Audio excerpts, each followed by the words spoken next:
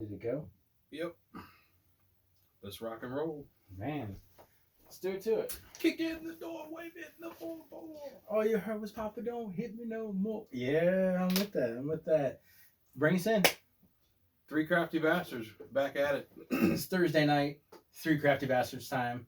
Yeah, I mean, we said 8:30, but then we got to gabbing, and we'd be late. It is. Yeah, so here it is. You'll be able to catch us on Facebook Live right now. You'll be able to catch us on YouTube a little later. Probably tomorrow by a little later because I usually don't upload videos same night. You can catch all of our previous videos on YouTube right now. We're current. So go and catch some of those beer reviews. And I'm also doing beer reviews on our off week on Thursday nights. Maybe try to hype that up to 2 nights a week. I don't know. We'll see. We'll see what the outcome may be. See what the thirsty fans are looking for. Yeah. So, Three Crafty Bastards are here tonight. Of course, did you introduce yourself? I didn't. Do it. Classic. Do it to it. And of course, I'm B. Smith, man. And got the Biggie shirt on tonight, repping. Got the Joker shirt on tonight, and we're happy to be here. So, without further ado, we are going to bring you a beer tonight. Wait. Bring it out. Turn it around. We're going to bring you a beer review tonight. So, for all of you that are worried about a little bit of coronavirus or a little bit of coronavirus extra, check it out right here. We're going to taste this beer right now, and we're going to try to find out whether or not it's got a little bit of virus in it. So without further ado, I mean, we don't want to waste any time on this because we got a real beer review to do that we're excited about. Did you just not Corona? I did.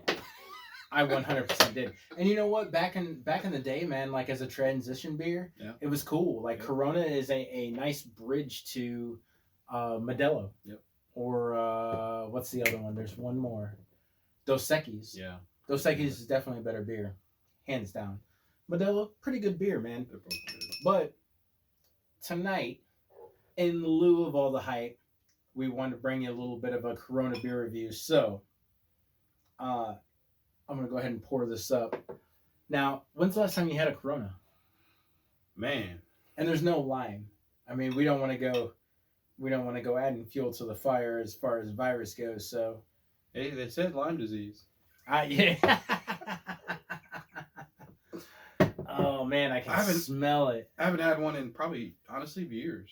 Really? Yeah. Yeah, me either. Like, if I'm buying beer, I'm most certainly not buying Corona. So, let's just hold on. Smells like virus.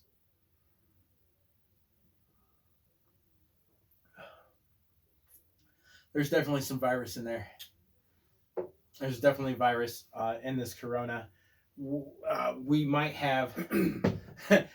now have coronavirus. Maybe. I mean, jokingly, it's kind of funny, man. If you're not laughing, we'll get tested tomorrow. No, if you're not laughing, maybe you need an extra roll of toilet paper. That's all I'm saying. Oh my god. Yes, right. Oh my god. Right. So, just to kind of kick things off, we are going to be talking about coronavirus a little later. We just kind of did this as a shtick, as we like to say. Are you going to finish that? Unfortunately, yes. Yeah, I'm going to do it too. Yes. I want a premium player pack in my MLB game. I'm kind of upset I drank that. I'm not too happy about that. It's not good. It's you know what? Here's what I'll say, because I don't want to knock it all the way. I will say that Corona is probably refreshing on a hot day. You know what? If I'm going to drink a mainstream regular beer, Bud Light, Coors Light, mine has always been Miller Lite. I'll say it every time. I'll agree with that. Miller Lite it doesn't have as much effervescence. Is that the wrong word?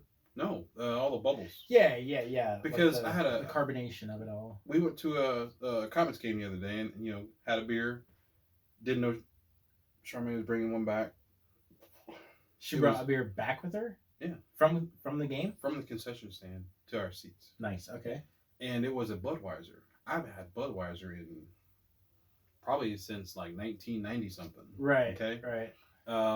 But I remember that's probably where I first started drinking beer was Budweiser. I drank about 6 or 7 of them, and after about maybe more, probably about 4, 5, or 6, they all taste like water. Right. So, Right. and they basically are anyway. But I remember the beer that I had last night was just as soon as you drank it, your mouth was just full of bubbles, and it's tough. It's tough. It's tough going down. That feeling is terrible. It is. So I was like, it's like if we're gonna do that, let's try the light. Miller Lite's like the only one that I will drink on my own. Right. Like my friends will do Coors Light when we do Flippy Cup on New Year's. It's Coors Light. Hey. You know what? I'll say Coors Light is a good Flippy Cup beer because you can drink a ton of it, and by the time you're playing Flippy Cup, you don't know you're drinking it. Exactly. I'll give it that. However, you might as well pour glasses of water if you really want to. I mean, that's what it is. It's alcoholic water. Not gonna argue with you. Yeah. Not gonna argue. Gross. No. But there's no way you can play Flippy Cup with a craft beer. Oh no, dude! Can you imagine halfway through people being trashed off some dragon's milk? That would be awful. We'd be done. Okay. Be done probably. Probably didn't get to the championship game. We have to play that next week. Right. So that's enough of the coronavirus shit. We'll get back to that coronavirus. But check that out. We did that just for you guys, just for a prop, so we could talk about it later and fight over who is going to end up having to finish that beer, as opposed to who gets to finish that beer. Rocks, paper, scissors. Right. The beer review that we want to bring to you tonight is actually out of New York. So if you've watched any of the previous beer reviews, you know that I've said it twice now. I've done 2 beer reviews from New York, and my sister brought back 4 beers. So this is number 3, and I wanted to do this as the first one, but I felt like if Mr. Classic missed out on this one, it was going to be curtains for me. Know it. Yeah, because my sister raved. So she got this beer from, actually cider from Blue Toad in Rochester, New York. They've been established since 2015. It's a black cherry hard cider. The can is pretty swaggy, man. It reminds me of like some South Park Family Guy cut to the cut to the segue kind of shit. I like it. But she said hands down this is one of the best beers that she's had, or best ciders that she's had, or the best cider that she's had actually. And the funny thing about black cherry is I dislike anything black cherry as far as alcohol goes. It tastes like medicine. Everything I've had has been decent. Oh man, it's horrible. Black cherry, like cherry vodka tastes like medicine. Never had it. Cherry or black cherry whiskey tastes like medicine. Never had it. It's disgusting.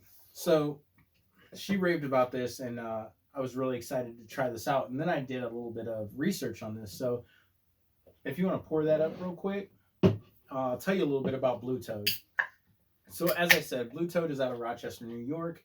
And listen to what they have on draft. This is amazing. So they have the Flower City Blonde, which is Crispin apples, the Blue Ridge Blonde, which is Golden Delicious apples, Red Delicious apples, and Granny Smith apples. Sounds good. The Rock Hard Amber, Red Delicious and Northern Spy apples, caramel, molasses, butterscotch, and raisins is what it has a hint of. The black cherry, so I'm just going to go ahead and read this to you right now. An amazing blend of black cherries and apples made into a very sessionable cider beverage. Not too tart, not too dry, just right to enjoy any time of the year. Starts out with the Blue Ridge Blonde recipe, which is one of their other ciders. And then during the fermentation, they add black cherries, or when not available, black cherries from Washington State are added to create the perfect flavor of black cherries and apples. 6% cider, but there's more. So there's also Hawaiian Todo. That's awesome. Pineapple, so there's pineapple cider. An APA triple hop cider. I bet it's delicious. A Golden Russet Reserve cider. Check this out. A Cinnatoad. Huh. So that sounds interesting. This spin on All American Classic has been a bittersweet combination of fresh cinnamon and brown sugar with an Mhm. abundance of crisp apples. Mm-hmm. Dude, Apple that cinnamon. sounds delicious. It does. A cranny Appleton and their harvest blend, dirty blonde, cherry bomb, and then they have like a combination cider. In reading this, I really wish that they would make their way to Fort Wayne. It would I be mean, nice. I know that they would have to traverse a couple states, and I don't understand with just this lineup where they're not more popular than they already are. But man, I am going to be keeping my eyes peeled for Blue Toad. Or why don't they work with Kikianga? I feel like Kikianga is too Kikianga- small. I feel like this is huge. I feel like this is a fan favorite. Or is in Kikianga Rochester. just that small? Are they that small? I mean, I feel like we're that small. We're not that bad. So what happens is like a lot of local breweries really combine, and it's not very often that hey, Brandon Dellinger, what up? It's been a while. It's not very often that small brew houses collaborate with larger brew houses. For example, here in Fort Wayne, we have some popular ones. We have Trouble, we have Mad Anthony, we have Summit, we have Hop River, right? Mhm. Probably the top 4. Mhm. And then we have Kikianga as a cider company. Mhm. I would say that like maybe Kikianga would collaborate with like Trouble or Hop River. And they have. Yeah, they have. Or like two of the breweries would collaborate and come up with a brew together, and bam, there you go. But to say, hey, New York, Rochester, New York, do you want to work on something? Or at least get some ideas from them to kind of certainly. diversify their portfolio of ciders. And you know what? Not to sell it short, we just haven't been to Kikianga. I haven't been to Kikianga. Have you? I have not, but the few that they share with Summit City Brewworks, then nothing's been on this level. Right. Well, we don't know that. We haven't tasted it yet. So, without further ado, let's just go for it, all right? This is Black Cherry Cider, Blue Toad. Cheers, guys.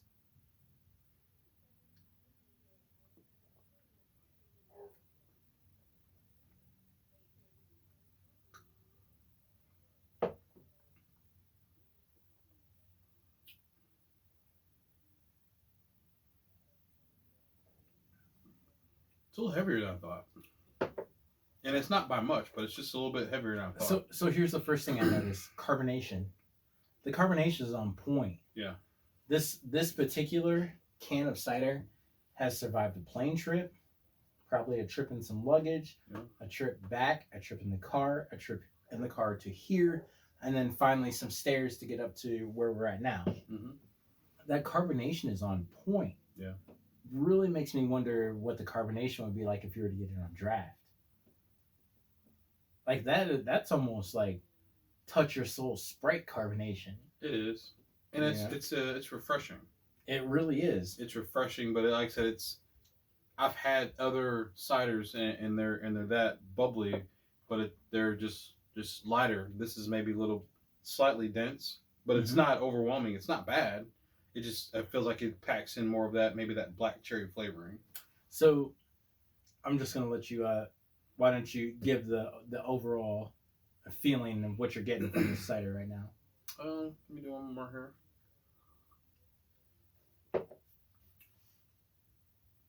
You know, normally you can drink ciders or like Kikianga's open during when it's warm outside. Mm-hmm. This can probably be drank when it's not warm outside. Okay. It has, again, the slightly dense nature for me. I have my sister. It's like going back to porters and stouts for winter, but it's a cider. So it's like you go from this light to dense, but it's like a tweener. Okay. So do you think it's the color that perpetuates that idea? Is it the flavoring that perpetuates that idea? Or is it the actual texture of the cider that is what really captures you? I'm going to go with the texture. You're going to go with texture? Yep. I think the texture, I mean, it's not like we haven't seen this color, which this color, based on the lighting here, this is actually a pink or a like a pink rosé purplish, almost, yes. Yeah. But it looks different here, but the color's nice. It does remind me, like you said, of a rosé or a type of wine. Right. But knowing that this is so sweet, I think I'm supposed to drink it later on in the year. And 6%, man. Yeah. So it's really good. It's diverse, I would say. All right. Here we go. It's definitely a summer cider. Definitely a spring summer flavor. The carbonation says it all. It captures everything.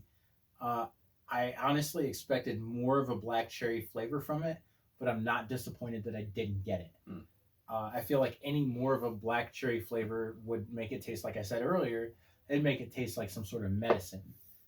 It would probably add to the density of it, and they used actual real black cherries, which is why that black cherry flavor is subtle instead of like syrupy. Yeah. You know what I mean? So I would say definitely spring, summer, maybe even going into the fall. Maybe fall, yeah. I don't necessarily think that it's any more dense than any of the other ciders that maybe I've had, but the carbonation really captures everything. The carbonation is everything on this cider. That's what I think. I think the carbonation on the cider on this particular one, and again, let's reiterate that this cider made a trip from New York to Indiana. The carbonation is still like on point. It immediately captures you. When you take that first drink, it immediately fizzes like in your mouth. And then the texture of the actual cider and then the undertone of the flavor comes on the back side of that. It's good. Yep. It really is good. I can't remember the last time that I've had a flavored cider that was actually this good. Now, I mean, don't get me wrong. You know, the mainstream ones? Yeah. Reds and not Reds, but Angry Orchard. Angry Orchard. Angry Orchard is a good one, but it's flat. I super miss Woodchuck. Yeah. Woodchuck, please come back. Yeah. Please come back to Indiana. I need your variety pack, man. As a matter of fact, I feel like I should tag at Woodchuck in this shit. Please send me a variety pack because I need it. Yeah. But what's the other one? Cider Boys out of Michigan. I haven't had. Yeah. So Cider Boys makes amazing flavored ciders, but you get more of that syrupy flavor. So the flavor pops, but the texture is like, meh, you know, there's nothing. Yeah. It tastes ordinary to me. It's like Frank the Tank, man. Like once it hits your lips, you know what I mean? Yeah. Like this gives you that kind of feeling, and man, it's been a while since I've had that in regards to a cider. So go ahead and rate it.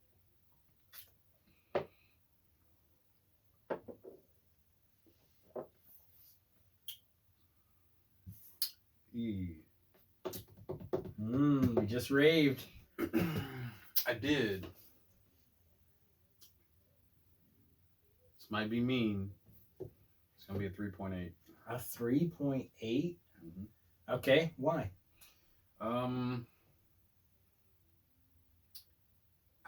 I've had better. Different ciders that I've had where I'm like, this is amazing. Right. Like I had one from, I'm not sure if it was Kikiang, but I had that. There's a pineapple cider that I had at Summit City Brew Works, and it was not Kikiang. It was whatever that was. I can't remember. Ace. That was pretty damn good. Okay. That was probably like the best cider I've ever had. It was a pineapple. Yeah, the Ace pineapple. Yeah. So if I had to put this blue toad and this pineapple, this Ace pineapple, I mean, for me, when you look at texture and everything else, there's a gap. So if I put Ace as my top, they're a little bit behind, and maybe it was like you said, the travel factor.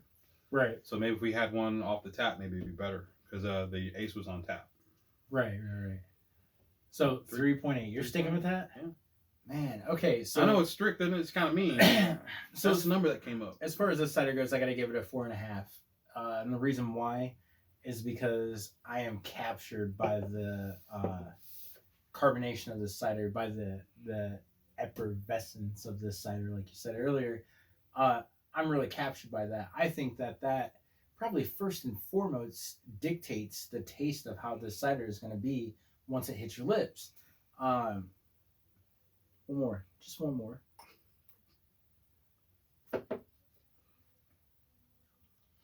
I think the carbonation is going to be the first thing you notice. The second thing you're going to notice is that the cider is very light.